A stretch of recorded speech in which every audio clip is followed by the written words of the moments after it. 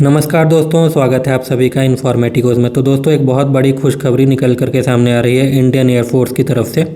बताया जा रहा है कि एक बहुत ही इम्पॉर्टेंट मिसाइल का टेस्ट हुआ है और वो मैं अभी आपको बताऊंगा कौन सी मिसाइल का टेस्ट किया गया है, उसके बारे में सारा डिटेल, और अचानक से एक्सटेंड क्यों किया गया है उसके रेंज को, उस पर भी डिस्कस करेंगे। तो दोस्तों, वीडियो को शुरू करने से पहले एक रिक्वेस्ट है कि काइंडली इस चैनल को सब्सक्राइब कर लीजिए, लाइक कमेंट शेयर भी करिए। अभी ये चैनल छोटा है लेकिन इस पर इन्फॉर्मेशन आपको सभी तरह की मिलेगी और ज़्यादा डिटेल मिलेगी जो आपको अदर चैनल्स पे नहीं मिलने जा रही।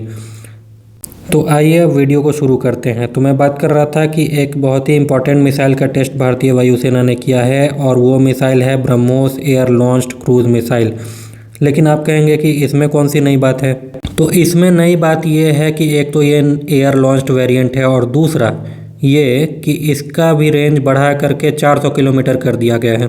आपको बता दूं कि ब्रह्मोस की रेंज पहले 290 किलोमीटर ही होती थी, क्योंकि रूस से जब भारत ने मिल करके इस मिसाइल को बनाया था उस समय भारत MTCR यानी मिसाइल टेक्नोलॉजी कंट्रोल रेजिम का सदस्य नहीं था, जिस कारण से भारत को रूस 300 किलोमीटर से अधिक क्षमता वाली मिसाइल नहीं दे सकता था। लेकिन 2016 में अथक प्रयासों के बाद भारत को MTCR में शामिल कर लिया गया था। उसके बाद से ही चर्चा शुरू हो गई थी कि ब्रह्मोस की रेंज बढ़ा करके 800 से 900 किलोमीटर की कर दी जाएगी। उसके बाद आपको जानकारी दे दूं कि ग्राउंड से जो ब्रह्मोस लॉन्च होती थी उसकी रेंज को 290 किलोमीटर से बढ़ा करके 450 किलोमीटर कर दिया गया। और बताया जा रहा है कि एक और वेरिएंट की टेस्टिंग चल रही है जिसकी रेंज 850 किलोमीटर की होगी, और वो मैं ग्राउंड लॉन्च ब्रह्मोस मिसाइल की बात कर रहा हूँ। अब वापस आते हैं एयर लॉन्च्ड वेरिएंट पे। तो दोस्तों, एयर लॉन्च्ड वेरिएंट इतना इंपॉर्टेंट इसलिए हो जाता है क्योंकि एक तो फाइटर जेट पर इसको लगाया जाता है और फाइटर जेट की खुद की रेंज 1000 से 1500 किलोमीटर की होती है। ऐसे में आप सोचिए कि 1000 से 1500 किलोमीटर दूर जा कर के ये अपने टारगेट से दूर रहते हुए उस पर एक हमला कर सकता है और वापस आ सकता है। और ये भी एक ब्रह्मोस मिसाइल है जो कि एक सुपरसोनिक मिसाइल है।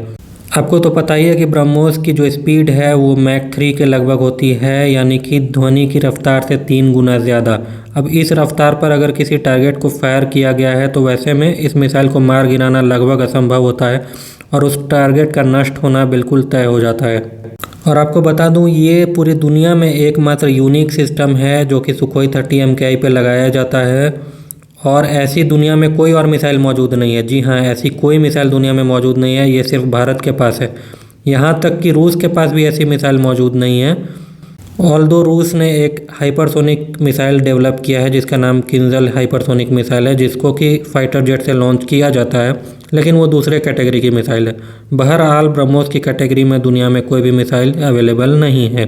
आपको बता दूं कि भारत के पास एक और एयर लॉन्च क्रूज मिसाइल है, लेकिन वो सब सोनिक है, जो कि राफेल से लॉन्च की जाती है और उसका नाम है स्टॉर्म शैडो मिसाइल या स्कैल्प मिसाइल। वो भी कैपेबिलिटी में डिसेंट है, लेकिन चूंकि वो सुपरसोनिक नहीं है इसलिए मार गिराए जाने की संभावना उसमें भी रहती है। हालांकि उसमें भी ऐसी व्यवस्था की गई है कि वो काफ़ी लो फ्लाइंग करते हुए टारगेट के नज़दीक चली जाती है। एक और चीज़ अभी बताई जा रही है कि अभी जो BrahMos air launched cruise missile का टेस्ट किया गया है वो नेवी के साथ मिलकर के किया गया है। और ऐसा इसलिए है क्योंकि ये जो टेस्ट किया गया है वो एक डमी वॉरशिप के अगेंस्ट में किया गया है, यानी कि भारतीय वायुसेना की जिम्मेदारी अब इंडियन ओशियन रीजन की तरफ भी बढ़ जाएगी। इंडियन नेवी ने इस टेस्ट में इसलिए पार्टिसिपेट किया है क्योंकि वॉरशिप के अगेंस्ट में इंफॉर्मेशन तो इंडियन नेवी ही देगी, और चूँकि तट की रक्षा करना बेसिकली इंडियन नेवी का ही काम होता है, और इस काम में अब भारतीय वायुसेना बखूबी मदद करेगी। ये जो टेस्ट है ये चीन को अच्छा खासा टेंशन देने वाला है, क्योंकि जो एयर लॉन्च क्रूज मिसाइल है वो LAC की तरफ तो चीन को परेशान करेगी ही, और दूसरा ये कि इंडियन ओशन रीजन में किसी भी चाइनीज़ शिप का एंट्री इतना आसान अब नहीं रह जाएगा।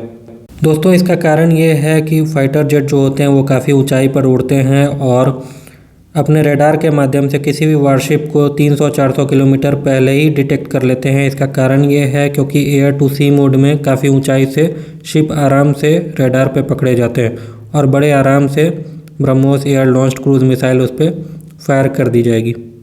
इस मिसाइल के साथ Sukhoi 30 MKI long range petrol भी कर सकते हैं।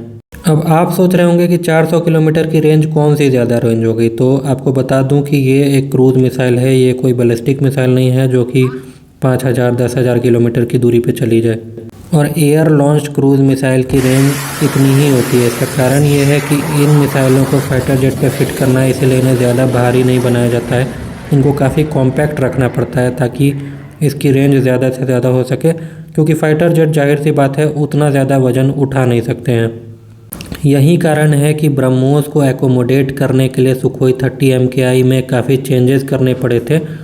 शुरू में ये डील रूस के साथ होनी थी और रूस को इसको मॉडिफाई करना था, लेकिन रूस चूँकि काफ़ी हाई प्राइस कोट कर रहा था, ऐसे में ये काम HAL ने काफ़ी मेहनत के साथ किया।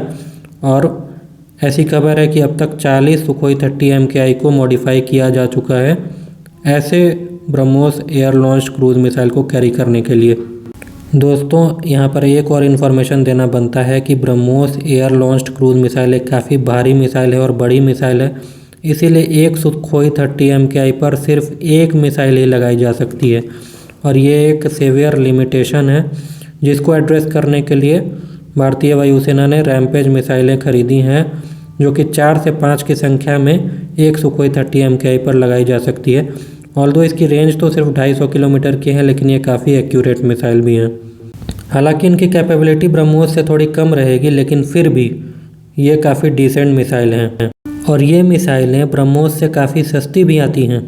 इसके साथ ही साथ एक और इन्फॉर्मेशन दे दूं कि ब्रह्मोस एरोस्पेस कॉरपोरेशन जो कि ब्रह्मोस मिसाइल को बनाता है, वो एक ब्रह्मोस NG यानी कि नेक्स्ट जनरेशन ब्रह्मोस का भी डेवलपमेंट कर रहा है।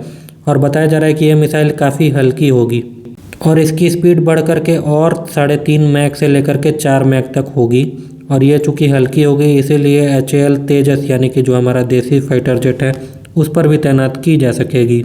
इसके साथ साथ कोशिश होगी कि राफेल और अदर फाइटर जेट्स में भी इनको तैनात कर दिया जाए। तो दोस्तों, अगर इस वीडियो से आपको थोड़ा भी नया इन्फॉर्मेशन मिला जो आपको अदर चैनल्स पे नहीं मिला है, तो काइंडली इस चैनल को ज़रूर सब्सक्राइब करिए। आगे भी डिटेल्ड वीडियो आती रहेंगी जियोपॉलिटिक्स पर, डिफेंस पर और नेशनल पॉलिटिक्स पर और अदर टॉपिक्स पे। Thank you, have a nice day. मिलते हैं अगली वीडियो में, तब तक के लिए बाय बाय।